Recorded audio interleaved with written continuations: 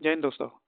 Iran का युद्धपोत IRIS देना 2026 में इंटरनेशनल फ्लीट रिव्यू 2026 में हिस्सा लेने के बाद भारत के विशाखापट्टनम से वापस आ रहा था।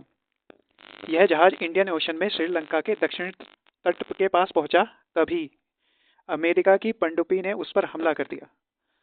अमेरिकी पनडुब्बी ने मार्क 48 टारपीडो से यह हमला किया और जिसमें ईरानी जहाज को भारी नुकसान हुआ और वह समुद्र में डूब गया।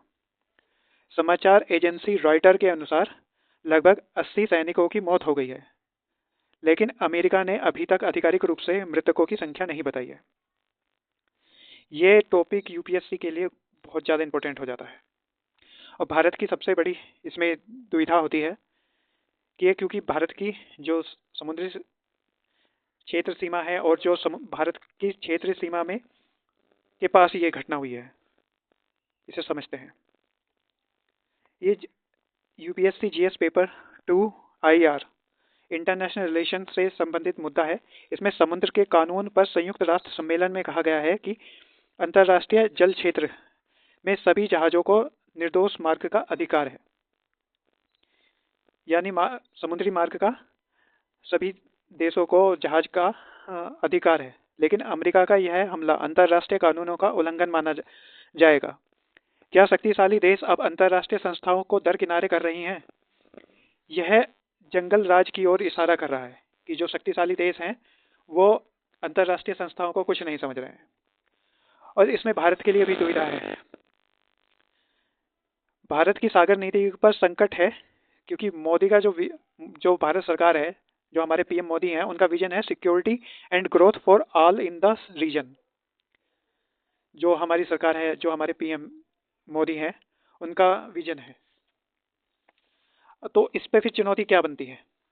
चुनौती, भारत खुद को हिंद महासागर का नेट सिक्योरिटी प्रोवाइडर कहता है, लेकिन अगर भारत के पास ही विदेशी शक्तियां आपस में भिड़ रही हैं, तो भारत की साख पर सवाल उठते हैं कि क्या भारत इस क्षेत्र में शांति बनाए रखने में सक्षम है?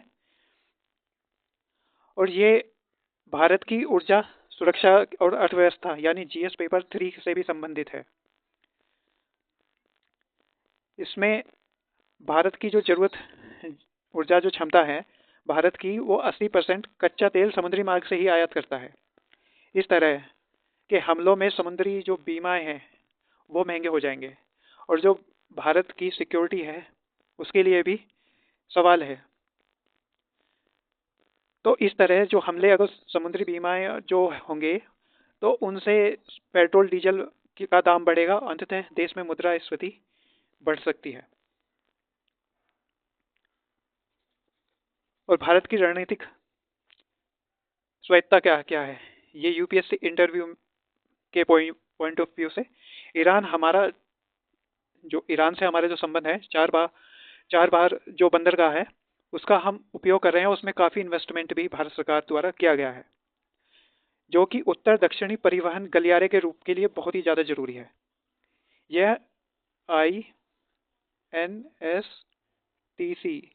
यानी उत्तर दक्षिण परिवहन जो गलियारा है उसके लिए बहुत ज़्यादा जरूरी है। और अमेरिका हमारा सबसे बड़ा, जिससे हमारा प्रॉफिट होता है व्यापार करके, वो अमेरिका है। तो सवाल यही है कि क्या भारत इस हमले की निंदा कर पाएगा? अपनी राय कमेंट बॉक्स में जरूर दें। धन्यवाद।